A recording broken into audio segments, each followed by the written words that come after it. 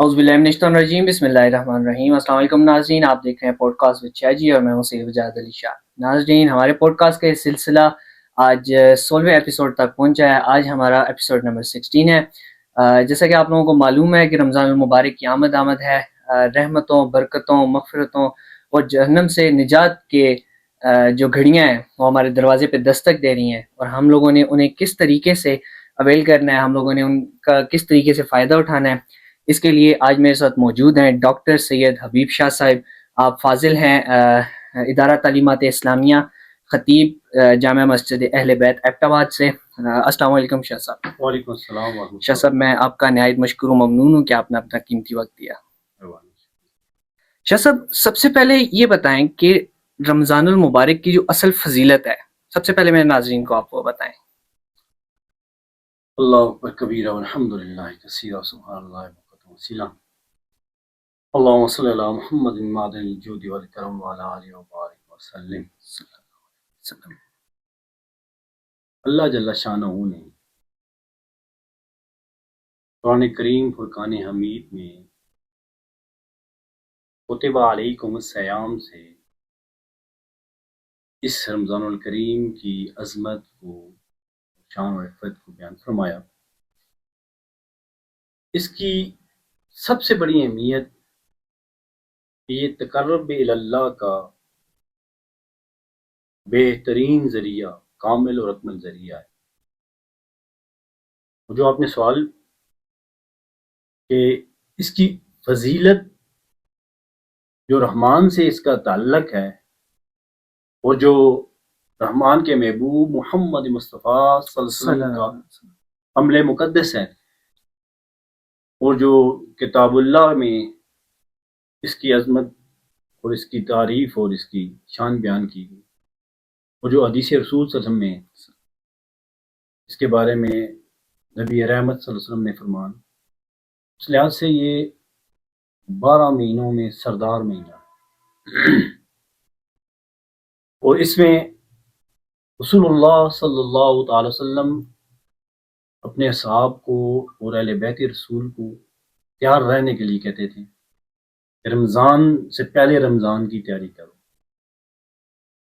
एक मौका पर जाने कायनात मोहम्मद रसूलुल्लाह सल्लल्लाहु अलैहि वसल्लम तशरीफ़ फरमा थे और आपने फरमाया कि वो आ रहा है,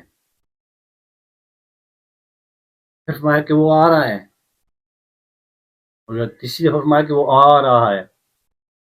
जनाबी सैयदना फारूक आज़म रज़ी अल्लाह तआला फरमाया, या रसूल अल्लाह, क्या अल्लाह की तरफ से कोई हुक्म भी इलाही आ रही है या कोई दुश्मन हमलावर हो रहा है? फरमाया नहीं, रमज़ानुल करीम आ रहा है। इससे पता चलता है कि अल्लाह जल्ल शानहू ने और अल्लाह के हबीब सल्लल्लाहु अलैहि वसल्लम ने इस अज़मत और शान वाले महीने का, बल्कि मैं तो इस तरह कहता हूँ कि अल्लाह करीम ने मोहम्मद करीम के वसीले से कुरान करीम के अंदर रमज़ानुल करीम की बारें हमें अता फरमाई। बेशक, बहुत खूबसूरत अंदाज में आपने इसका तारुफ करवाया। अच्छा शाह साहब, अभी आपने बताया कि अल्लाह के रसूल सल्लल्लाहु अलैहि वसल्लम ने 3 मरतबा फरमाया कि वो आ रहा है, वो आ रहा है, वो आ रहा है, और वो खुशखबरी रमज़ानुल करीम की थी।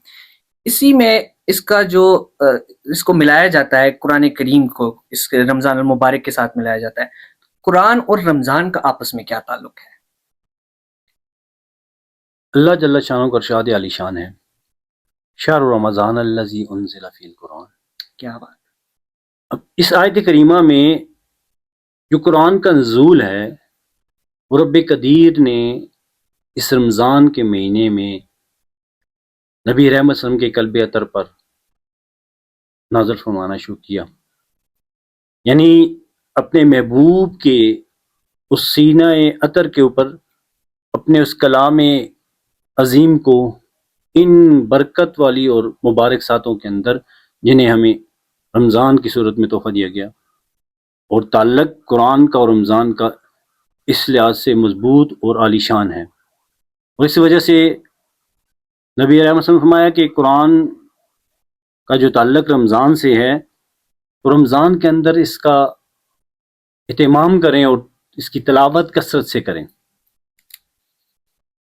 और एक रवायत है اس میں نبی کریم صلی اللہ علیہ وسلم کا عمر مبارک آپ کی زندگی کے آخری رمضان میں جبریل امین سے آپ نے ایک دفعہ سماعت فرمایا اور ایک دفعہ جبریل امین کو آپ نے قرآن کی سماعت یہ کروائی زندگی کے آخری آخری جو رمضان تھا. رمضان مبارک کا. کیا بات ہے. دوسرا بتاتے چلوں کہ رمضان جو نبی رحمت صلی اللہ علیہ وسلم کی مبارک اور مقدس زندگی کے اندر آئے وہ 9 سال کے رمضان تھے.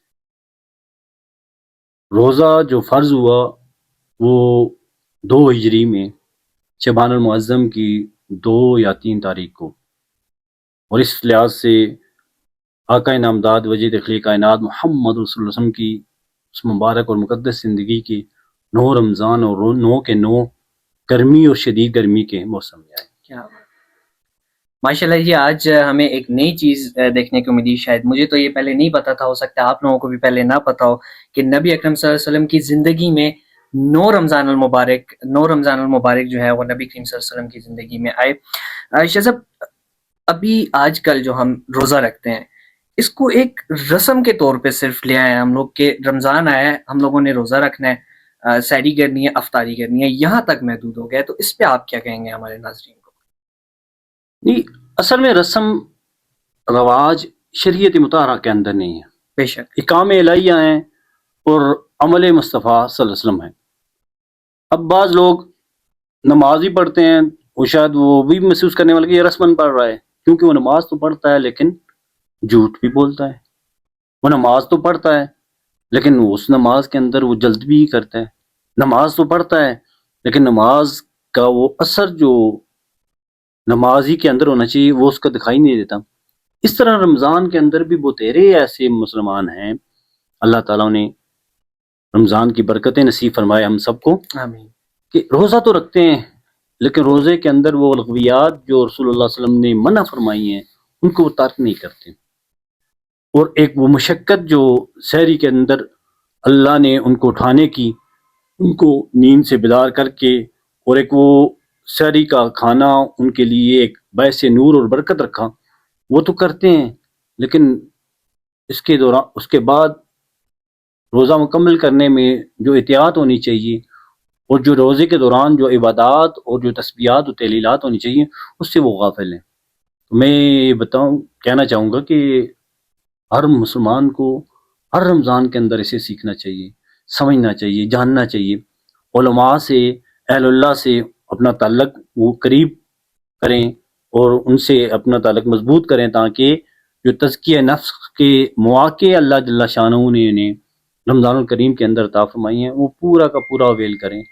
یعنی کہ رمضان میں روزہ بھی رکھ لیا اور اول فول بھی بکتے رہے، روزہ بھی رکھ لیا اور دنیا کی لغویات کو ترک بھی نہ کیا، تو ایسا روزہ بظاہر تو ہو جائے گا لیکن روزے کے وہ ثمرات رمضان کی وہ برکتیں ان سے وہ محروم ہوگا. ٹھیک ہو گیا. یقیناً آج ڈاکٹر صاحب ہمارے ساتھ موجود ہیں اور یہ ہمیں یہی باتیں بتائیں گے کہ آپ اپنے رمضان کو کس طرح سے پلان کر سکتے ہیں اور اپنے رمضان کی یہ جو ببرکت سعادتیں ہیں یہ آپ لوگ کس طرح سے اس کی برکتیں آپ لوگ سمیٹ سکتے ہیں. تو اسی میں ڈاکٹر صاحب یہ بتائیے گا کہ اس میں ایک چیز میں کنفیوژن رہتی ہے کہ جو ہم سحری کرتے ہیں، سحری کے بعد جو نیت جو ہوتی ہے کیا وہ زبان سے کرنا ضروری ہے یا دل کی نیت سے بھی کام ہو جاتا ہے؟ نہیں، اب ہم جو رمضان آتا ہے اور رمضان کی رات کو ہم جب سوتے ہیں تو اب سونے سے پہلے ہم نے عشاء کی نماز پڑھنی ہے. بالکل. اور عشاء کی نماز ویسے ہم تو 4 رکھتے ہیں فرض اور 2 سنت اور 3 فطر پڑھ لیتے ہیں، لیکن جب رمضان کا چاند نظر آتا ہے تو اس دن جب عشاء کی نماز پڑھتے ہیں اس کے ساتھ ہم قیام اللیل کی 20 تراویح پڑھتے ہیں. اب وہ 20 تراویح اس نیت سے پڑھتے ہیں کہ کل میرا روزہ ہے، مطلب اس کا نیت اس عبادت کے شروع کرنے سے اس کا ہو گئے، اور اس کا جو قیام اللیل کا وہ جو تسلسل ہے وہ 30 دنوں کا اور 29 دنوں کا وہ اس کے رمضان کے اگلے روزے کی تیاری اور نیت ہے. اور یہ جو سحری کھا کے جو ایک 2-3 دعائیں بتائی گئی ہیں یہ بھی مسنون ہے، برکت کے لیے، تربیت کے لیے، یہ بھی ادا کی کر لی جائیں تو افضل بات ہے. اگر وہ بھول گیا اسے یہ چیز یاد نہیں رہی، اس نے اس چیز کو دہرایا نہیں، اور اس پہ اس کو کوئی یہ کہہ دے کہ اس کا روزہ نہیں ہوا، جس کا روزہ مکروہ ہے، تو تو وہ یہ غلط ہے. وہ لغویات ہیں۔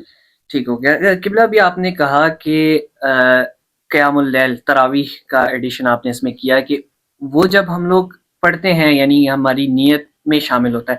تو یہ بتائیے گا کہ کیا تراویح کے بغیر اگلا روزہ نہیں ہوتا یا اس کا کیا حکم ہے؟ نہیں، تراویح فرض نہیں ہے، تراویح فرض نہیں ہے. نفلی عبادت ہے، لیکن قرآن کریم فرقان حمید کا سال میں ایک دفعہ قرات کرنا یا اس کی سماعت کرنا یہ ہر مسلمان پر واجب ہے، اور وہ اس کے لیے بہترین موقع ہے کہ کتاب اللہ کا وہ خود تو اتنا اچھا قاری نہیں ہے، خود تو وہ اتنا اچھا پڑھ نہیں سکتا، ایک اچھے حافظ قرآن کی ابتدا میں وہ الحمد لے کر والناس تک وہ 30 یا 29 دنوں میں وہ مکمل سماعت کر لیتا ہے، اور پھر اس میں اس کی جو رکعتیں ہیں اناف کا، یہ جو امام اعظم ابو حنیفہ رحمۃ اللہ تعالی کے اس انداز مبارک کو کہ معتدل اور آسان طریقے سے شریعت محمدیہ پر عمل پیرا ہوا جائے،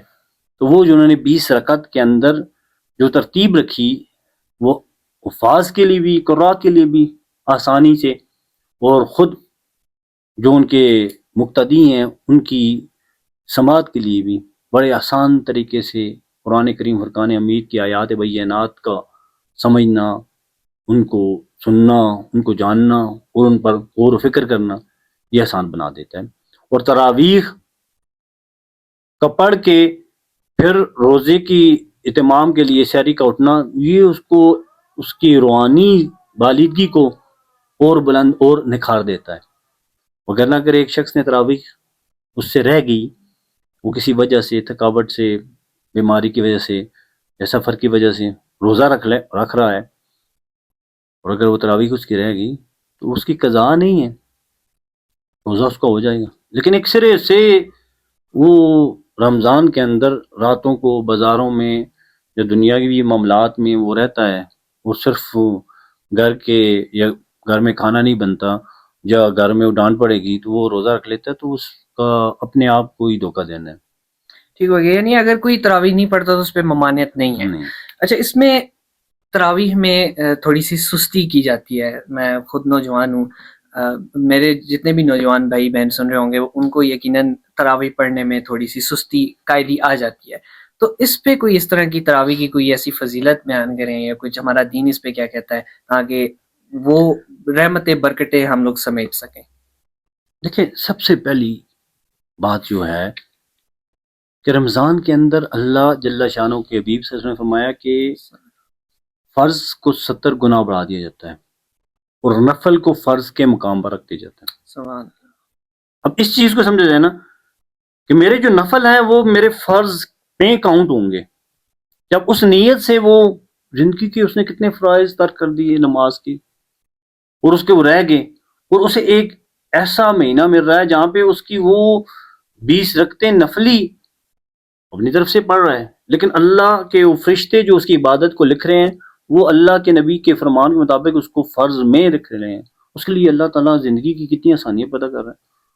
ہمیں اگر کوئی دنیا میں کسی بھی ایسی جگہ پہ کہ ہمیں یہاں پہ آگے بڑھنے کا موقع مل جائے یا ہمیں کچھ نفع یا پرافٹ کسی اچھی صورت میں مل جائے تو ہم وہاں پہ کوشش کرتے ہیں، ہم وہاں پہ وقت لگاتے ہیں، ہم وہاں پہ اپنا توجہ دیتے ہیں، اور یہاں پہ رب کریم کی طرف سے ہمارے نفل کو رب کائنات کے حبیب صلی اللہ علیہ وسلم کے توسل سے، وسیلے سے، آپ کے نسبت مطالعہ کے صدقے وہ فرض میں ہمیں کنورٹ کر کے اس کو لٹایا جا رہا ہے، تو اس میں تو سستی نہیں کرنی چاہیے، بلکہ نوجوانوں کو صف اول میں ہونا چاہیے، کیونکہ یہ چند دن ہوتے ہیں، اور اس میں سب سے بڑی بات رمضان میں اللہ تعالیٰ جہنم کے دروازوں کو کلوز کر دیتا ہے، بند کر دیتا ہے، اور جنت کے دروازوں کو اللہ تعالیٰ کھول دیتا ہے۔ اب جتنے بھی مومن ہیں وہ جنت کے مشتاق ہوں اور جنت میں داخل ہونے کے لیے وہ سعی کریں، اور اللہ تعالیٰ انہیں رمضان کی ایک ایسی رات عطا فرماتا ہے کہ جس کے اندر وہ اللہ تعالیٰ ان کی مغفرت فرما دیتا ہے۔ بے شک. عائشہ صاحب تراویح پہ ہیں تو یہ سوال یہیں پہ ایڈ کر لیتے ہیں کہ آج کل ایک ریسوں کا سلسلہ جاری ہے. کوئی کہتا ہے کہ ہم نے 30 سپارے 10 دن میں پڑھنے ہیں، 7 دن میں پڑھنے ہیں، 15 میں، 20 میں، 21 میں ڈیوائڈ کیے ہوئے ہیں. ایک تسلسل ہے، ظاہر ہے 29 دن ہے، ہم لوگوں نے اس کے اندر 29 ہے یا 30 ہے، اس کے اندر ہم لوگوں نے اس کو ختم کرنا ہے. مگر یہ جو ریسوں کا جو سلسلہ ہے اس کے بارے میں آپ کیا کہیں گے؟ ایک تو شاہ صاحب قرآن کو ختم کوئی نہیں کر سکتا، ختم کوئی نہیں، بے ٹھیک شک ہے. اس میں کوئی یہ ہماری ایک غلط فہمی ہے کہ ہم قرآن کو ختم کریں. دیکھیں قرآن جب بھی تراویح کے اندر ہم بچپن سے سنتے آئے ہیں اور آج تک اب ہمارے بچے سنا رہے ہیں. بے شک اب الحمد سے جب شروع کرتے ہیں، جب وہ آخری دن قرآن کو ختم کرتے ہیں تو وہ والناس پر چھوڑ نہیں دیتے، وہ الحمد سے پھر اس کو آخری پہلا پارا پھر شروع کر دیتے ہیں کہ یہ کائنات کا خاتمہ ہو جائے گا، اس کتاب اللہ کی عظمت اور شان اور اس کا اسی طرح حسن برقرار رہے گا. بالکل. لہذا اگر اس کو صرف ہم تراویح تک محدود نہ رکھیں کہ قرآن کو بس تراویح میں سننا ہے یا کوئی تراویح میں 15 دنوں کے لیے 10 دنوں کے لیے. اب جس طرح بازاروں والے لوگ ہیں جن کے اپنے بزنس ہیں، کاروبار ہیں، وہ چاند رات تک وہ ان کے بازار کھلے رہتے ہیں، ان کی کوشش ہوتی ہے پہلے 10 دن میں کوئی اچھا سا ٹائٹ سا وہ F16 حافظ مل کا جائے حافظ ہمیں. مل جائے کہ ہمیں 10 دنوں میں قرآن کہ ہم سے وہ جو سال کے ایک دفعہ ہم نے جو پڑھنا ہے وہ مل جائے. یہ سب دھوکہ دینا ہے اپنے آپ کو، بالکل. اور اس کتاب اللہ سے اس کی توہین اور انسلٹ ہے. آپ نے پورے مہینے میں اگر چند پارے ہی سماعت کر لی اور صحیح طرح، بلکہ میں اکثر اپنے جمعے کے خطبات کے اندر میں یہ بات کہتا ہوں کہ قرآن میں جس نے قرآن نہیں پڑھا ہوا وہ ناظرے کی طرف توجہ دیں. جس نے ناظرہ پڑھا ہوا ہے وہ اپنے اس قواعد اور ضوابط اور تجوید کے ساتھ اس کو طرف توجہ دیں، اور جس نے قواعد کو جانا ہوا ہے، تجوید کے وہ رموز کو، وہ ان ادائیگیوں کو سمجھتے ہیں تو وہ ترجمے کی طرف توجہ دیں، اور جس نے ترجمہ پڑھا ہوا ہے تو وہ تفسیر کی طرف توجہ دیں، اور جو تفسیر جس نے پڑھا ہوا ہے تو وہ قرآن کی ان تفسیر کو، ان آیات کے اوپر تدبر کریں، اور یہ اس کی زندگی کا ہر رمضان جو ہے وہ اس کے لیے بہتر سے بہتر گزرتا جائے گا. میں خود میری روٹین یہ ہوتی ہے قرآن کریم فرقان حمید کی چند آیات بینات کو لے کر میں کئی گھنٹے بیٹھ کر میں ان کے اوپر غور و فکر کرتا ہوں، اور ہر دفعہ مجھے اللہ جل شانہ ایک نئی جیت اور ایک نیا اس کے اندر علم اور ایک نیا اس کے اندر حسن اور نور عطا فرماتے ہیں. بے شک. جیسا کہ ابھی ڈاکٹر صاحب نے بتایا ہے کہ اگر آپ خود کو سٹیپ بائی سٹیپ انکریز کرتے جائیں گے، اگر آپ نے ناظرہ پڑھا ہوا ہے تو اس کو تجوید کے ساتھ پڑھیں، اگر آپ کو ناظرہ نہیں آتا تو آپ ناظرہ سیکھیں، اس کو کچھ یاد کرنے کی کوشش کریں، سٹیپ بائی سٹیپ آپ انکریز کرتے جائیں گے تو آپ کی زندگی میں جتنے بھی رمضان آئیں گے یقیناً آپ جو ہے وہ قرآن کے ساتھ جڑے رہیں گے اور قرآن کو زیادہ سے زیادہ آپ سیکھ سکیں گے، کیونکہ یہ ایک ہی مہینہ ہوتا ہے ہمارے پاس. آپ یہ کہہ سکتے ہیں کہ نیکیوں کا، جس طرح ہر چیز کا ایک سیزن ہوتا ہے تو نیکیوں کا سیزن ہمارے لیے رمضان آتا ہے، تو رمضان میں نیکیوں اور برکتوں کو سمیٹنے کی بھرپور کوشش کریں. ڈاکٹر صاحب اس میں روزہ رکھ کے اکثر کہا جاتا ہے کہ یار میرا روزہ ہے مجھے تنگ مت کرو، میں غصہ آ رہا ہے، یا کچھ اس طرح کی باتیں ہوتی ہیں، تو کیا یہ روزے کو فاسد کرنے میں آتا ہے یا اس کا ثواب کم کر دیتا ہے؟ اس بارے میں تھوڑی رہنمائی فرمائیے گا. اصل میں رمضان کو ہم نے اللہ کی طرف سے رحمت اور برکت نہیں سمجھا، حضور صلی اللہ علیہ وسلم کے اس عمل مقدس کا وہ حسن ہم اس کے اندر نہیں ڈھونڈا، ہم نے اس کو اپنے اوپر ایک بوجھ سمجھ لیا. بالکل. یار رمضان آ گیا، بس وہ دن کو کھانا کچھ نہیں پڑے گا، پینا کچھ نہیں پڑے گا، لہٰذا مجھ سے بات نہ کرنا، مجھے غصہ آ جاتا ہے، میں رمضان کے اندر میں تو کسی کی بات نہیں برداشت کرتا. یہ لوگوں کے اندر یہ ایک شیطانی خصلتیں ہیں جن کا وہ اظہار کرتے ہیں. حقیقت میں یہ اتنا لطف اور کرم کا مہینہ ہے کہ جانے کائنات محمد رسول اللہ صلی اللہ علیہ وسلم اس مہینے میں آپ جو سحری اور افطاری فرماتے ہیں کہ آپ 3 یا 4 یا 5 کھجوروں سے آپ سحری کرتے تھے اور پانی کے ساتھ، اور 1 یا 2 کھجوروں کے ساتھ افطار فرما دیتے تھے، اور پورا دن آپ رزق حلال کی اور اصحاب رسول کی دینی تربیت اور وفود کے ساتھ ملنا اور جہاد کے لیے سپاہ کا تیار کرنا اور مدینہ تو رسول صلی اللہ علیہ وسلم کے اندر جو مسائل تھے ان کو دن کی روشنی میں ان کو حل کرنا، یہ رمضان الکریم کے اندر اس سخت ترین گرمی میں، اور کبھی بھی آپ صلی اللہ علیہ وسلم کی سیرت مطالعہ کے اندر، آپ صلی اللہ علیہ وسلم کی مقدس زندگی میں کبھی بھی آپ نے رمضان میں کوئی غصے والی بات، تو زندگی پوری میں آپ نے کسی سے غصہ نہیں کیا، اور رمضان میں تو بہت ہی حلیم الطبع ذات اور زیادہ حلم کا اور زیادہ کرم کا اور زیادہ نرمی کا مظاہرہ فرماتے.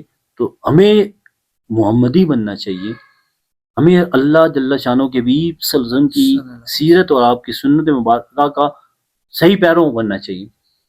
الٹا ہم اس روزے کو لے کر ہم اپنے آپ کو ایک ذہنی مریض بنا دیتے ہیں، بڑے چڑچڑے ہو جاتے ہیں اور ہمارے رویے بڑے عجیب سے ہو جاتے ہیں، بد اخلاقیاں عروج پر. رمضان شروع ہوگا تو جھگڑے، رمضان شروع ہوگا تو بحث مباحثے، رمضان شروع ہوگا تو سستیاں اور کاہلیاں.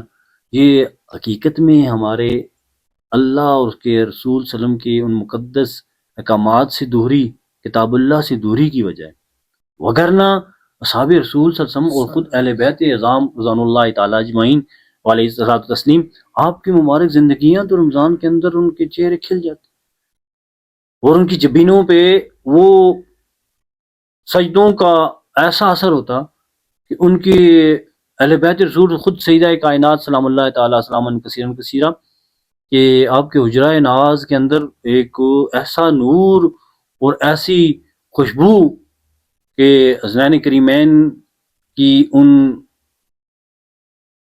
مبارک اور عظیم پرورش کا وہ پورا بندوبست کرنے کے ساتھ ساتھ، اور مولا علی کرم اللہ وجہ کریم کے جو احکامات اور ان کے جو کام کرنے کے ساتھ ساتھ وہ پورا کا پورا اللہ جل شانہ کی عبادت میں وقت دیتی. اور یہ جب ان کی زندگی کو ہم دیکھتے ہیں اور پڑھتے ہیں اور اپنے رمضان کو دیکھتے ہیں تو ہمیں تو یہ لگتا ہے کہ ہم اللہ یاز باللہ ثم اللہ یاز باللہ، ہم تو اللہ کو دھوکہ دے رہے ہیں. اللہ کو تو کوئی دھوکہ نہیں دے سکتا، خود اپنے آپ کو دھوکہ دے رہے ہیں. رمضان میں مسکراتے رہا کریں، خاموش رہا کریں، رمضان میں محبتیں تقسیم کیا کریں. رمضان میں اگر کوئی جھگڑا کرنے والا بھی ہو نا تو آپ یہ سوچ لیں کہ یہ میرا روزہ تو ہے ہی عظیم ہے، اس میرے مومن مسلمان بھائی کا روزہ بھی خراب ہو جائے گا، لہٰذا میں اسے ترک کر دوں، اسے معاف کر دیں.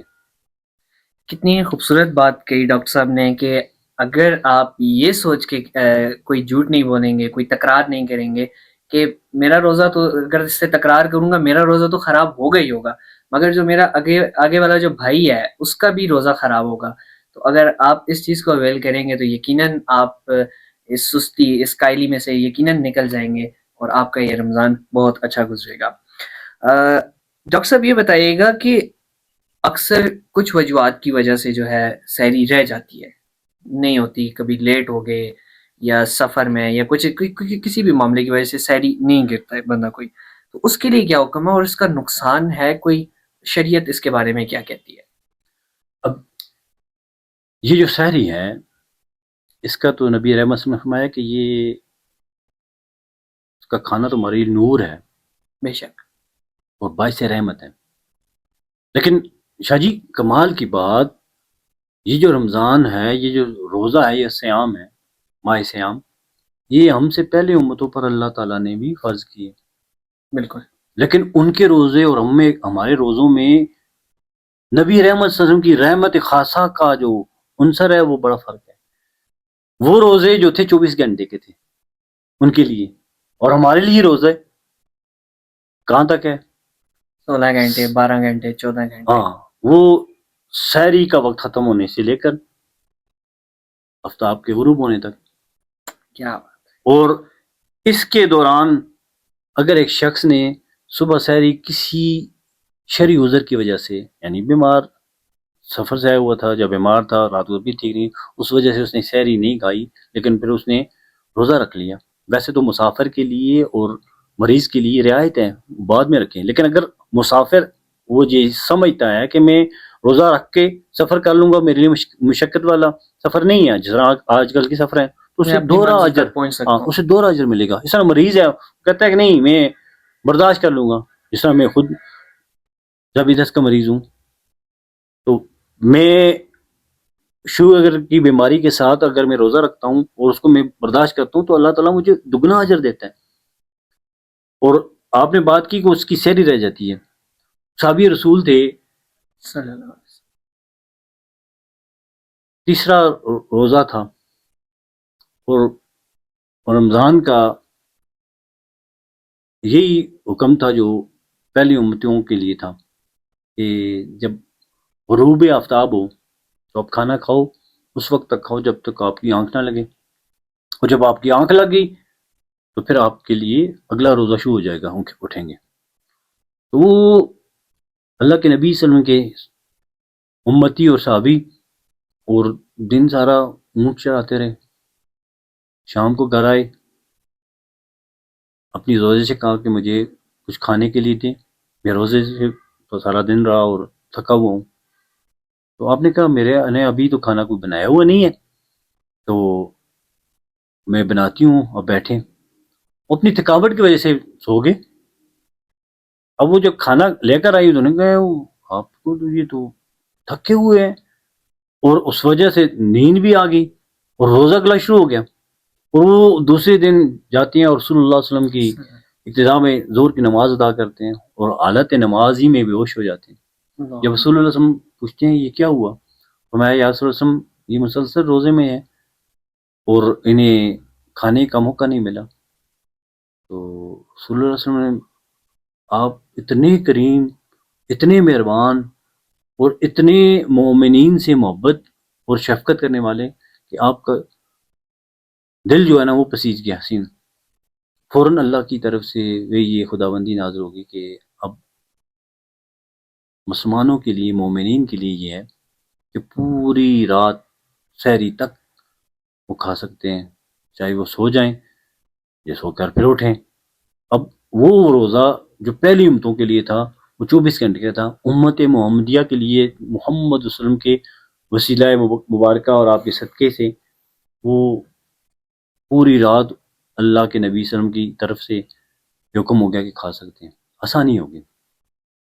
اور یہ جو سحری کا نہ کھانا اور جان بوجھ کے نہ کھانا, یہ اللہ کی اس رحمت سے اور اللہ کے دیے ہوئے اس رزق سے اور اس رزق میں جو نور ہے اس سے اپنے آپ کو دور کرنا ہے. اور پھر رسول اللہ صلی اللہ علیہ وسلم کا عمل مبارک ہے. آپ صلی اللہ علیہ وسلم نے فرمایا کہ چاہے ایک لقمہ ہی تمہیں کھانا پڑے یا آدھی کھجوری تم لو, سحری ضرور کرو. لہٰذا اگر یہ کسی کوتاہی کی وجہ سے, کسی کمزوری کی وجہ سے, کسی معاملے کی وجہ سے رہ جاتا ہے تو وہ احتیاط کریں کہ ایک آدھ رمضان میں, جیسا اکثر لوگ بعض اوقات آج کل لوگ رات کو جاگتے رہتے ہیں اور سحری کے وقت ان کی آنکھ نہیں کھلتی تو پورے خاندان ایک دن بھوکا روزہ رکھ لیتا ہے. بالکل, جو اکثر بعض اوقات یہ ہوتا ہے. تو یہ اگر ایسی کوئی سچویشن ہے تو کوئی اس میں ممانعت نہیں, لیکن اگر ایک بندہ صرف اس لیے کہ رات کو وہ دنیاوی کسی کام میں مشغول ہے, ایون کہ یہاں تک کہ رات کو سارا رات کو قرآن ہی سنتا رہے, لیکن وہ اس کی عادت بنا دی کہ بس میں نے جو کھا لیا مغرب کے بعد یا عشاء کے بعد یا میں پوری آدھی رات کھاتا رہا تو اب میں سحری نہیں کھاؤں گا, تو یہ رسول اللہ کی مبارک سنت سے ہٹ رہا ہے. اور دین پورا کا پورا رسول اللہ صلی اللہ علیہ وسلم کے مبارک طریقے اور مبارک انداز مقدسہ ہیں, وہ دین ہے. رسول اللہ کے انداز سے, آپ کے طریقوں سے ہٹ گیا تو چاہے وہ اپنے طرف سے بہت ہی حسین اور اعلیٰ کیوں نہ بنائے, وہ دین نہیں ہے, وہ رد ہے.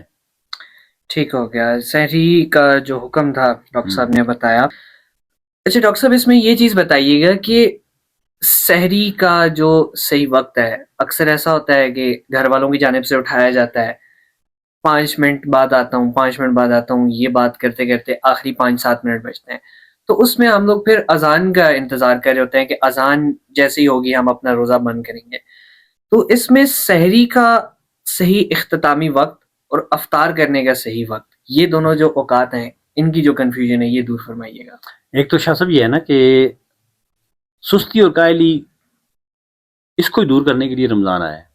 بے شک, مومن عبادت کے لیے چوکس رہے, چوکنا رہے, اور اسی میں آ کے وہ یہ کہتا رہتا ہے کہ ابھی 5 منٹ ہیں, ابھی 10 منٹ ہیں, ابھی 2 منٹ ہیں, اور پھر وہ کرتا ہے. وہ اس میں اس کا غلبہ اس کی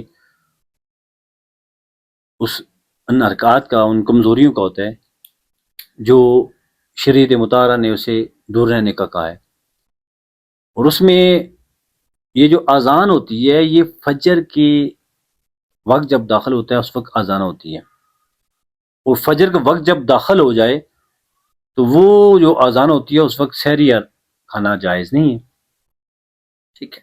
اور اس میں یہ جو بعض سادے لوگ یا دیہات کے لوگ جہاں پہ مساجد یا آج کل تو ہر جگہ لاؤڈ اسپیکر ہے یا موبائل ہے، موبائل لوگ وہ یہ جانتے سمجھتے تھے، یا بعض علاقوں کے اندر جس طرح آج بھی حرم شریف میں جائیں، مدینہ الرسول صلی اللہ علیہ وسلم کے اندر یا مکہ المکرمہ کے اندر، کہ ایک اذان ہوتی ہے تہجد کی.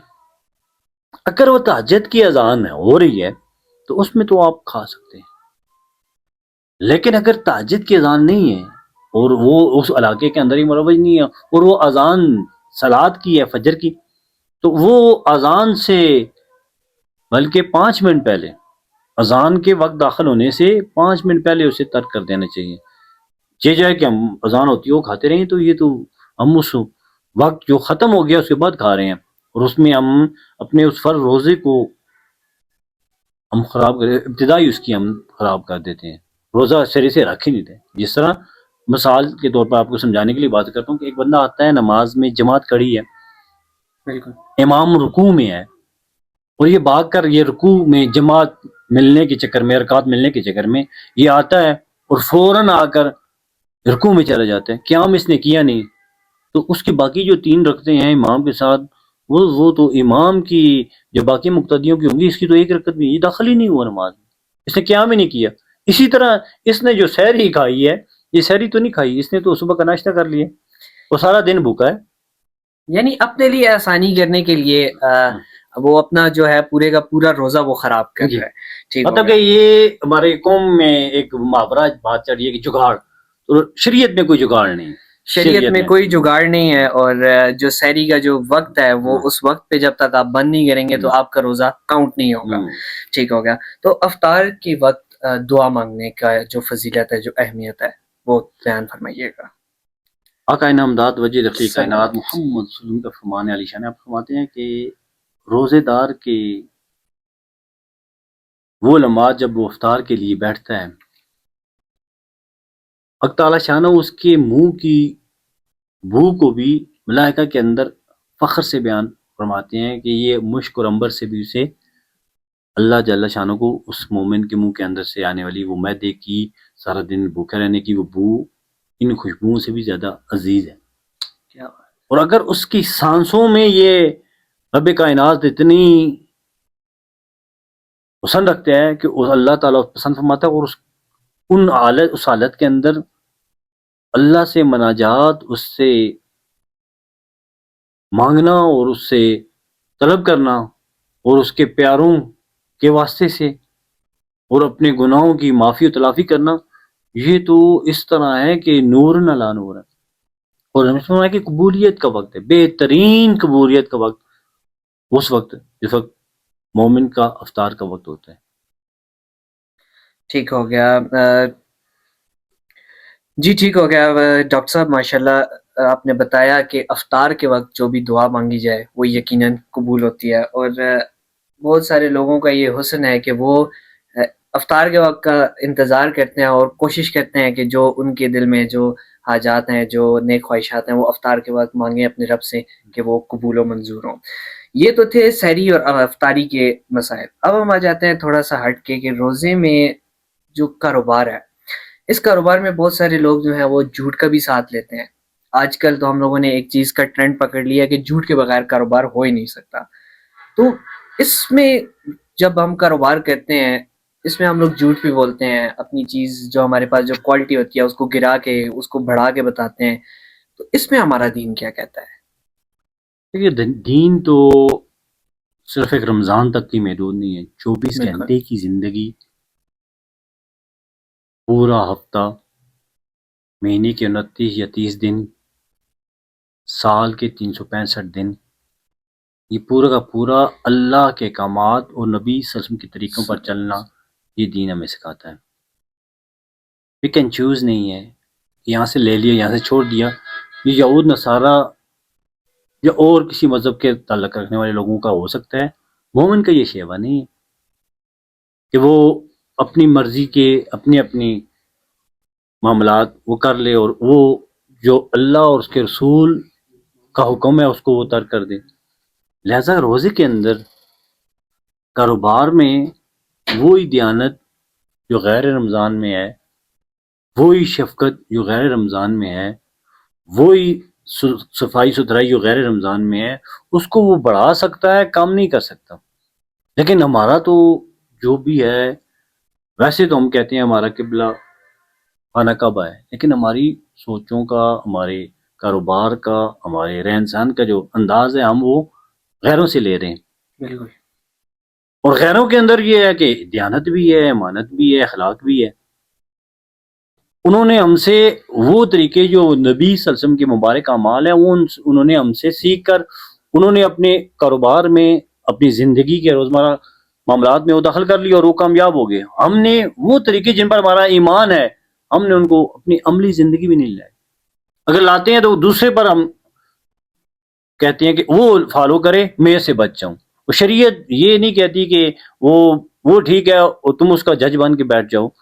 تم اپنے آپ کو ٹھیک کرو. میں بحیثیت انسان میں خود اپنی اصلاح نہیں کر سکتا، تو مجھے کوئی حق نہیں کہ میں شاہ جی آپ کو کہوں کہ آپ کا روزہ یا آپ کی نماز یا آپ کے اخلاق، اگر میں بد اخلاق ہوں تو میں آپ کو اخلاق کا لیکچر دینے کا حق ہی نہیں رکھتا. میرا اخلاق آپ کو بتائے گا کہ شاہ جی نے مجھے جو ان سے سیکھنا ہے، مجھے جو ان سے جاننا ہے، وہ میرے اخلاق طے کریں گے، وہ میرا عمل طے کرے گا. اور اسی طرح کاروبار بھی میرا ایک دیانت داری کا کاروبار ہے، میرا ایک حلال کاروبار ہے. میرے کاروبار کے اندر میری ایک اخلاص ہے. دیکھیں نا آج ان اقوام کو کہ جن کے پاس آپ جائیں مذہب نہیں ہے لیکن بزنس ایسا ہے کہ ایک چیز کو آپ ان کی 10 دفعہ چیک کریں تو وہ 10 دفعہ ہی اسی طرح آپ کو ڈیل کریں گے جس طرح آپ پہلی دفعہ دیکھ رہے ہیں. بالکل ایسے ہی ہے. اور اس کے برعکس آپ کسی مسلمان سے کہیں گے یہ ہمیں کھول کے بتائیں، وہ ایک دفعہ دیکھے گا، پہلے آپ کو چیک کرے گا اوپر سے نیچے تک، یہ لے سکتا ہے، لے گا نہیں لے گا، یہ ویسا ہے. بلکہ آج کل تو اس طرح ہے شاہ جی کہ بازاروں میں دکانداروں نے اپنے اس تجربے کے ساتھ وہ دیکھے ہوئے ہیں اور ہر گاہک کا اس نے پتہ انہیں ہوتا ہے. اور جو گاہک صرف دیکھ رہا ہوتا ہے تو اس نے نام رکھے ہوتے ہیں، یہ فلاں گاہک ہے، یہ فلاں ہے. بالکل تو ایسے ہی ہے. یہ وہ ہم طریقے اختیار کر رہے ہیں جو ہمیں اسلام سے بھی دور کر رہے ہیں اور رمضان مبارک کی ان رحمت بری ان ساتوں سے بھی دور کر رہے ہیں. اگر روزے میں ہمیں پرافٹ جو ہے رب کریم نیکیوں کی صورت میں دے رہے ہیں اور کاروبار میں برکتیں اللہ نے رکھ دی ہیں تو ہمیں ان سے ہی فائدہ اٹھانا چاہیے. ہمیں اس میں اپنے آپ کو مزید جس طرح ذخیرہ اندوزی کر رہے ہیں، جس طرح گراوٹ کر رہے ہیں، جس طرح ہر چیز کے نرخ اپنی طرف سے مقرر کر رہے ہیں، یہ ان چیزوں سے، ان جرائم سے ہمیں خود بھی بچنا چاہیے اور خود ہی احساس کرنا چاہیے. تب جا کے معاشرے کے اندر ہم عملی طور پر رمضان کے وہ ثمرات کو حاصل کر سکیں گے اور محسوس کر سکیں گے. بالکل ایسے ہی ہے. ہم لوگ دیکھتے ہیں کہ آؤٹ آف کنٹری جب رمضان آتا ہے وہ لوگ خود روزے تو نہیں رکھتا، لیکن ہر مارٹ والا، ہر میٹ سٹور والا جو بھی ہے وہ آفرز لگا دیتے ہیں کہ رمضان میں ہمارے جو مسلمان ہیں ان کے لیے ہم کوئی نہ کوئی سہولت کریں. اور یہاں پہ ہم دیکھتے ہیں کہ ہمارے جو مسلمان ہیں یہ ہمارے لیے اور مشکلات بڑھا دیتے ہیں. بائی دا وے اس پہ ہم آگے چلتے ہیں اور خواتین کے مسائل پہ آتے ہیں. قبلہ یہ بتائیے گا کہ کیا خواتین کا روزہ مردوں سے مشکل ہوتا ہے؟ سارا دن کچن بھی سنبھالنا، انہوں نے بچے بھی دیکھنے ہیں، گھر کو بھی دیکھنا ہے، افطار بھی بنانی ہے، سحری کا بھی چیک اینڈ بیلنس رکھنا ہے اور اپنی عبادت بھی دیکھنی ہے. تو اس سب کسی میں وہ چیک اینڈ بیلنس کس طریقے سے رکھیں؟ ظاہر ہے کہ رمضان میں عورت پہ ایک ایکسٹرا برڈن ہوتا ہے، وہ کچھ زیادہ کام کرنا پڑتا ہے اس کو. تو اس کے بارے میں آپ کیا کہیں گے؟ شاہ جی اصل میں ہم نے اپنی خواتین کو شریعت مطالعہ کے معاملات میں سے بہت دور کیا ہوا ہے. ٹھیک ہو گیا. اور بس ان کا کام یہ ہے کہ خصوصی طور پر رمضان کے اندر کہ اچھے اچھے کھانے بنائے، اچھے اچھے پکوان بنائیں. اور سارا دن وہ جس طرح رات کو ہم نے افطار پارٹی رکھی ہوئی ہے، فلاں نے آنا ہے، فلاں نے یہ کرنا ہے، تو وہ سارا دن بیچاریاں کچن میں کرتی ہیں. میں نے اس جمعے کو بھی یہ بات کی ہے کہ خدا را ان چیزوں سے خود بھی بچو اپنی خواتین کو بھی بچاؤ. میں نے خود فرمایا کہ دو جہاں کے مالک محمد رسول اللہ صلی اللہ علیہ وسلم کہ کسی دنیا کی کسی چیز کی آپ کے کوئی ویلیو حقیقت کوئی نہیں، اور آپ نے صرف چند کھجوروں کے ساتھ افطار بھی فرماتے اور چند کھجوروں کے ساتھ وہ سحری بھی کرتے. اور ہمارا یہ ہوتا ہے کہ ہم نے سحری میں کتنا کچھ کھانا ہے اور کتنا کچھ، ہم پیٹ کے اتنے لالچی، آنکھوں کے اتنے بھوکے ہو گئے ہیں کہ ہم نے یہ سمجھا کہ صرف دن میں ایک دفعہ، اچھا وہ بھی میڈیکلی اگر دیکھا جائے تو ہمارے وجود کے اندر ہزاروں ایسی بیماریاں ہیں جو رمضان میں اللہ تعالیٰ اس روزے کی برکت سے دور فرما دیتا ہے. اور اگر میڈیکلی کو ایک طرف رکھ کے شریعت مطالعہ اور اللہ جس نے اس باڈی کو بنایا ہے اسی کے فرمان کو، رسول اللہ صلی اللہ علیہ وسلم جو ہمارے آقا و مولا ہیں، آپ کے اس عمل خیر کو دیکھ کر ہم اگر روزے کی برکت کو سمجھیں تو ہمارے وجود کے اندر سے کئی مسائل، کئی ہماری بیماریاں ہوں، کئی ہمارے ذہنی کیفیات اور کئی ہمارے جو ہیں وہ روحانی منزلیں وہ ہماری آسانی سے گزر جائیں اگر اس کو ہم اس طریقے سے، جس طریقے سے اہل بیت رسول نے اور اصحاب رسول نے روزہ رکھا. ہم تو روزے میں ایک بہانہ ہوتا ہے، ہمارے دسترخوانوں پر اتنی نعمتیں اللہ کی ہوتی ہیں اور وہ ہم نے کیا، دن کو جھوٹ، دن کو ہم نے دھوکہ دے کے، دن کو ہم نے فراڈ کر کے، حلال حرام کی تمیز کو ترک کر کے ہم نے وہ حاصل کی ہوتی ہیں. اور رات کو ہم ان کو ہی سامنے رکھ کے اللہ سے مانگ رہے ہوتے ہیں اور پھر کہتے ہیں جی اللہ ہماری سنتا نہیں ہے. وجوہات یہ ہیں کہ ہم حلال حرام کی تمیز میں اللہ کی برکت اور اسی ناراضی کے ان اصول سے ہم بالکل دور ہو گئے آ رہی ہیں. تو چاہیے کہ خواتین کو بھی وہی ٹائم موقع ملنا چاہیے. خواتین اپنے گھروں میں اہتمام کریں، وہ قرآن کی تلاوت کا، وہ حدیث کی پڑھنے کا، سننے کا، وہ تسبیحات تحلیلات کا. ہم نے ان کو تو ایک کچن کی عورت بنا کر رکھ دی ہے اور یہ شریعت کے اندر یہ نہیں ہے. حضرت خدیجہ الکبریٰ سلام اللہ تعالیٰ کی زندگی دیکھیں، ام المومنین عائشہ صدیقہ سلام اللہ تعالیٰ کی زندگی دیکھیں، امہات المومنین کی، بنات رسول صلی اللہ علیہ وسلم کی اور صحابیات کی زندگی کو دیکھیں، ان کی زندگی کے اندر وہ، بلکہ آج میں ایک پڑھ رہا تھا کہ آج کا دور تو اتنا جدید نہیں ہے جس کو ہم کہہ رہے ہیں بڑا جدت ہے. اس وقت تو حضرت خدیجہ الکبریٰ سلام اللہ تعالیٰ بہترین بزنس مین تھی. بالکل. اور پھر رسول اللہ صلی اللہ علیہ وسلم کی بارگاہ میں عورت آ کر کہہ دیتی تھی کہ میرے شوہر نے میرے ساتھ یہ زیادتی کی ہے، اور خود رسول اللہ صلی اللہ علیہ وسلم کے اس مدینہ کے اندر عورتوں کو یہ حق تھا کہ وہ کسی رشتے کا انکار کر دیں یا کسی رشتے کا وہ اقرار کریں، وہ خود ان کو تھا. اس وقت تو اللہ کے حبیب صلی اللہ علیہ وسلم نے جو انداز اور طریقے بتائے، اس وقت عورت اس وقت زیادہ محفوظ بھی تھی اور زیادہ عبادت گزار تھی. آج ہم نے ایک جدت کے نام پہ، ایک آزادی کے نام پہ اپنی عورتوں کو صرف اور صرف اپنے پیٹ کی اس حسرت کو پورا کرنے کے لیے مختلف قسم کے انواع اقسام کے کھانوں کے لیے اور پکوانوں کے لیے ہم نے اسے کچن کا راستہ بناتی ہے. یہ شریعت مطالعہ سے بالکل ہم اپنے آپ کو دور کر رہے ہیں اور اپنی خواتین کو، اور خواتین کو دور کرنا پوری ایک نسل کو آپ دین سے دور کر رہے ہیں. بالکل جی. ڈاکٹر صاحب نے جیسا کہ ابھی بتایا کہ آپ امہات المومنین کی زندگیاں لے سکتے ہیں، بنت رسول رضی اللہ تعالیٰ عنہ، آپ ان کی زندگیاں لے سکتے ہیں. تو ان سب کی زندگیوں کو آپ فالو کریں گے، انہیں آپ پڑھیں گے تو یقیناً آپ کا رمضان بہت اچھا گزرے گا. قبلہ ڈاکٹر صاحب اس میں ایک چیز اور ایڈ کر دیجیے گا کہ اس میں مرد حضرات خواتین کی کیا ہیلپ کر سکتے ہیں، ان کو کس طرح سے ہیلپ آؤٹ کر سکتے ہیں کہ یہ کام ہم کرتے ہیں، آپ دین کی طرف راغب ہوں. اس میں تھوڑی سی رہنمائی فرمائیے گا. ماشاء اللہ، زبردست سوال کیا آپ نے. اس میں رمضان کے اندر بھی اور غیر رمضان میں بھی سیدنا بلکہ ام المومنین سیدہ عائشہ صدیقہ سلام اللہ تعالیٰ آپ کے ساتھ نبی رحمت صلی اللہ علیہ وسلم گھر کے کاموں میں ہاتھ بٹا دیا کرتے تھے. ماشاء اللہ. اور یہ آپ کا عمل مبارک، یہ ہمارے لیے سنت ہے. اگر اپنی زوجہ کے ساتھ یا اپنی ماں کے ساتھ یا اپنی بیٹی کے ساتھ ہم کچن کا کوئی کام کر دیتے ہیں، اس کے کام میں مدد کر دیتے ہیں، یہ ہماری مردانگی میں کمی نہیں آنی چاہیے، بلکہ ہمیں یہ خوشی ہونی چاہیے کہ ہم اللہ کے نبی کی ایک سنت کو ادا کر رہے ہیں. ہم جس طرح اپنے آپ کو وہاں پہ ایک حکمران بنا کر اور ایک اپنے آپ کو حاکم بنا کر رکھتے ہیں اور سارے کام ایون کہ ہمیں وہ پانی لا کر بھی دے اور ہمارا گلاس بھی اٹھائے، تو یہ ہمارے اندر ایک غیر مہذب انداز آ رہے ہیں، اور جو ہمیں جہالت کی طرف لے کے جا رہے ہیں، یا وڈیرا پن کی طرف لے کے جا رہے ہیں، یا غلامی کی طرف کہ وہ ہماری غلام ہے. یہ بات نہیں. وہ ان کا ہمارے بیسیت ماں ہے تو بہت بڑا ہماری زندگی کے اندر ان کا ایک رول ہے. بیسیت بیوی ہے تو ہماری دکھ سکھ کی وہ ساتھی ہے. ساتھی ہیں، اور ایک بہترین ہمدرد دوست ہیں. اور اگر وہ بیٹی ہے تو ہمارے لیے سکون اور راحت کا ایک ذریعہ اور راستہ ہے. لہذا وہ عورت کسی بھی صورت میں اللہ کے نبی صلی اللہ علیہ وسلم کی شریعت مطالعہ کے اندر اس کا ایک اپنا ہی مقام اور اپنا ہی اس کا زندگی کا ایک حسن مومن کے لیے اس کی زندگی میں رکھتی ہے. بالکل ایسا ہی ہے. قبلہ خواتین کے مسائل بھی ہم لوگوں نے ڈسکس کر لیے. اب ایک یہاں پہ جو سب سے بڑا مسئلہ ہے، پچھلے جمعے میں بھی آپ نے فرمایا کہ یہ جو موبائل ہے اس نے ہمیں تباہ و برباد کر کے چھوڑ دیا.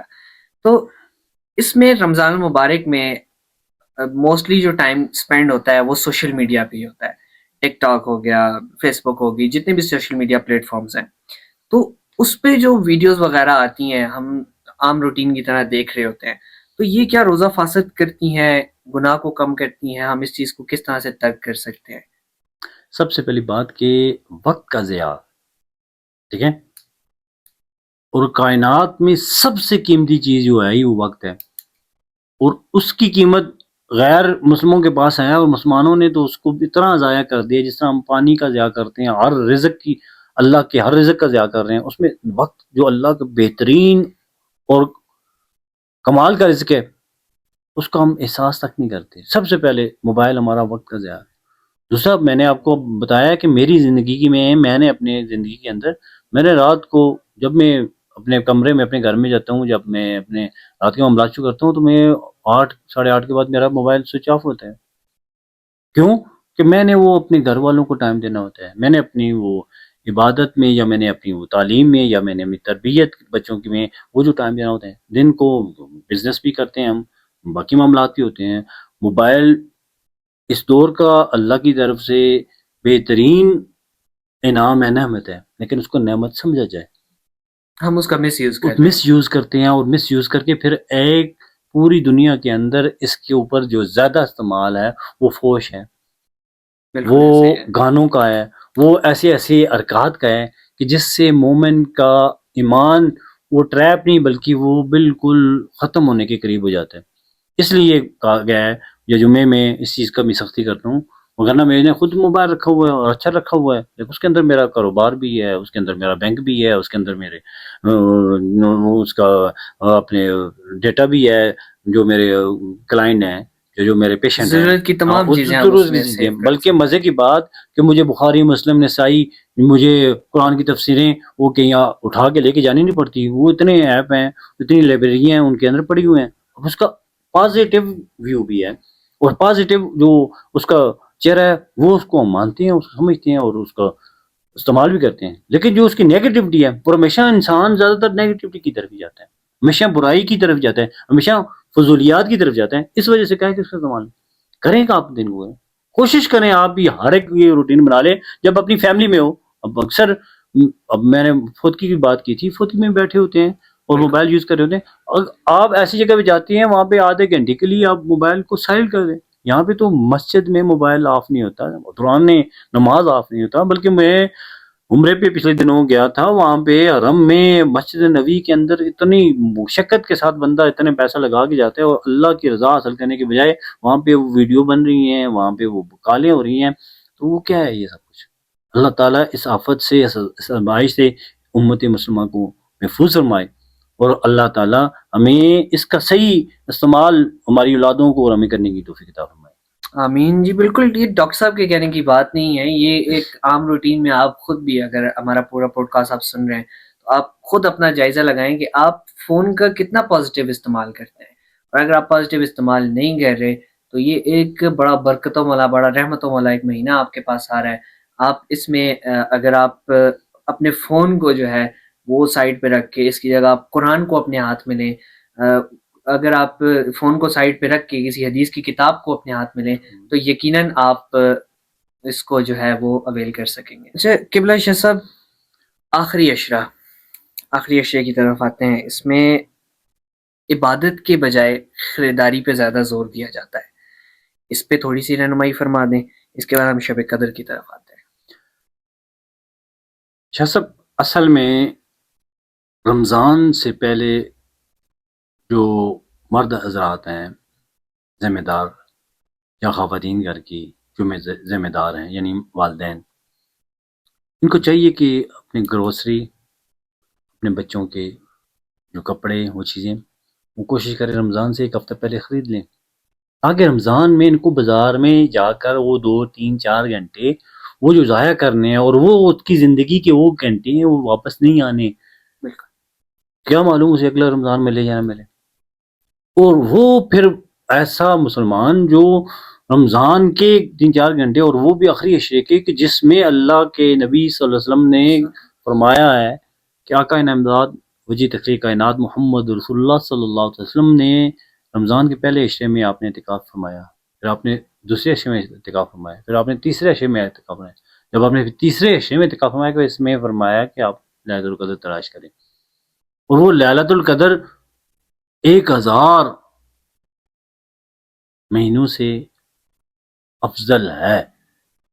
اور وہ 1000 مہینے کون سے ہیں جن میں اللہ کی رضا کے، اللہ کے نبی کے طریقوں پر چلتی ہوئی زندگی گزاریں ان مہینوں میں. اور یہ وہ رات ہے، سوچی جائے کہ وہ ان مبارک ساتوں کے اندر اب اللہ کی فضل کی رحمت کی کون سی گھڑی ہے ہمیں تو نہیں پتہ. بالکل. اور وہ بازار میں گھوم رہا ہوں، وہ اپنے کپڑوں کا، اپنے جوتوں کا باؤ تاؤ کر رہا ہو، اور وہ اللہ کی رحمت سے وہ غافل ہو جائے. کوشش کرنی چاہیے کہ اپنے معاملات کو، گھر سے نکلنا ہی نہیں چاہیے خواتین کا بھی، اور مرد حضرات کا بھی بہت کم. جو جس طرح دکاندار حضرات ہیں ان کی مجبوریاں ہیں، ان کو بھی چاہیے کہ وہ کوشش کریں کہ افطاری کے بعد اور نہ ٹائم دیں. رمضان میں آخری عشرے میں وہ جو جس طرح چاند رات کو کھلا ہوتا ہے، اب یہ ہم نے ایک کاروبار اب ٹرینڈ بنا لیا ہے، اور ہم ان قیمتی ساعتوں کو صرف اور صرف اپنے کاروبار اور دنیا کے لیے ہم ضائع کر دیتے ہیں. یہ ہمارے لیے بہت زیادہ نقصان والی بات ہے. ٹھیک ہو گیا قبلہ. ابھی آپ نے فرمایا کہ اس میں لیلۃ القدر کی ایک رات ہے، شب قدر جس کو کہتے ہیں. جی، اس کی کوئی خاص نشانیاں آپ بتا دیں تاکہ جو ہمارے سننے والے ہیں، جو دیکھنے والے ہیں، وہ اس چیز کو اویل کر سکیں. اب نشانیاں یہ ہیں شاہ جی کہ جو اس چیز کے مشتاق ہوتے ہیں ان کو اللہ جل شانہ کوئی نہ کوئی کیوں دے دیتے ہیں ان کے دل میں، ان کی نظر میں، ان کے انداز میں. یہاں تک کہ ایون کہ وہ عبادت گزار اگر سویا بھی ہو نا تو لیلۃ القدر میں اگر وہ بیمار بھی ہو نا تو اس کو اللہ تعالیٰ اٹھا کے مصلی پہ لے آتے ہیں اللہ. جس کو عطا کرنی ہوتی ہے. اور جو ہم جیسے ہیں نا تو وہ کیونکہ وہ اعمال کے چور ہوتے ہیں، بس وہ سمجھ رہے ہیں کہ جس طرح ہم دنیا کے اندر کسی کو دھوکہ دے رہے ہیں تو اس طرح رمضان کے کچھ روزے صحیح رکھے، کچھ نہ رکھے، کچھ عبادت کی نہ کی، اور لیلۃ القدر کی ہم نے کوشش کرنی ہے اس کی کون سی نشانی ہے جی، یہ اس طرح ہوگا نہیں. یہ اس نے پردے میں رکھا. یہاں تک کہ ایون رسول اللہ صلی اللہ علیہ وسلم جب اس رات کا بیان کرنے کے لیے باہر آئے تو 2 اصحاب رسول آپس میں کسی بحث مباحثے میں الجھ گئے. اب ان کا بحث میں الجھنا، باتوں میں ان کا جھگڑنا، رسول اللہ صلی اللہ علیہ وسلم کے طلب عطر سے اللہ تعالیٰ نے اس کو اٹھا دیا کہ یہ فلاں رات ہے، 21 رمضان ہے یا 25 ہے یا 23 ہے یا 29 ہے یا 27 ہے. آپ صلی اللہ علیہ وسلم فرما دیتی اور وہی یاد. اب وجہ ہے کہ امت کے اندر آپ کے جو جلد باز ہو، جو بات بات جھگڑنے والے ہیں نا، یہ ان چیزوں کا، لہذا اس جھگڑے سے بچیں. وہ تو اصحاب رسول تھے، حضور کی محفل میں رہنے والے تھے، اللہ کے نبی کی وہ نگاہ رحمت میں پلنے والے تھے. ان کے تو بلند درجات ہیں، ان کے تو شانی بلند ہے. لیکن ہم ایسے گناہ گار ہیں کہ ہمیں اس قیمتی، اسی مثال آپ اس کو اس طرح سے دوں کہ اگر کسی بھی مال میں یہ آفر لگ جائے کہ آپ کپڑوں کا ایک جوڑا تو لیں لیکن ساتھ آپ کو $10,000 فری نہیں دے دیں، تو کون ہے پورے پاکستان، کراچی سے لے کر سکردو تک آپ کو ادھر جدون پلازے کے باہر وہ لائن لگ جائے گی. یار ایک کپڑوں کے ایک سوٹ کے ساتھ $10,000 وہ بھی امریکن وہ مل رہے ہیں تو وارے نہیں آ رہے ہوں گے. اور وہ لائن آپ کی وہ پنڈی تک وہ سیدھی لائن بن جائے گی، وہاں سے آگے بھی جائے گی. وہ بھوکے پیاسے وہ کہیں جی نہیں ہم آخری تاریخ کو دیں گے، تو تب بھی وہ آئے گا. اور یہ کائنات کا خالق اور کائنات کا مالک اپنے محبوب کے صدقے وہ فرما رہا ہے کہ جس نے اس رات کو پا لیا، 1000 کی اس کی عبادت اور 1000 کی اس کی جو ریاضت ہے اس سے بھی افضل اللہ تعالیٰ اسے عطا فرما دے گا، اور اس کے لیے انعام کے طور پر جنت ہے. بہت خوب جی. ڈاکٹر صاحب میں آپ کے ساتھ ایک بات شیئر کرتا ہوا چلوں کہ ہمارے ایک ٹیچر تھے، وہ ہمیں بتایا کرتے تھے کہ اگر آپ کو کوئی ایک چیک دے دے، چیک بک دے دے اور اس میں 30 چیک ہوں یا 29 چیک ہوں، اور آپ کو ایک ساتھ قلم بھی دے دے، اس میں بولے کہ اس میں آپ جتنی رقم لکھ سکتے ہو لکھو، آپ کی اپنی مرضی ہے. تو یہی مثال انہوں نے ہمیں رمضان کے لیے دی کہ رمضان المبارک کا بھی سیم ٹو سیم یہی پروسیجر ہے کہ اگر آپ کے پاس جتنی توفیق ہے، مطلب آپ جتنا کر سکتے ہیں آپ اتنی نیکیاں آپ سمیٹ لیں اپنی طرف. ڈاکٹر صاحب ہمارے ساتھ موجود تھے. جی ڈاکٹر صاحب میں آپ کا ایک دفعہ پھر سے انتہائی مشکور و ممنون ہوں کہ آپ نے اپنا قیمتی وقت دیا. یقیناً آپ ہمارا پورا پوڈ کاسٹ سنیں گے تو آپ کا جو رمضان ہے انشاءاللہ اچھا گزرے گا اور آپ یہ رحمتیں برکتیں سمیٹ سکیں گے. مجھے اور ڈاکٹر صاحب کو دیجیے اجازت. السلام علیکم ورحمۃ اللہ وبرکاتہ.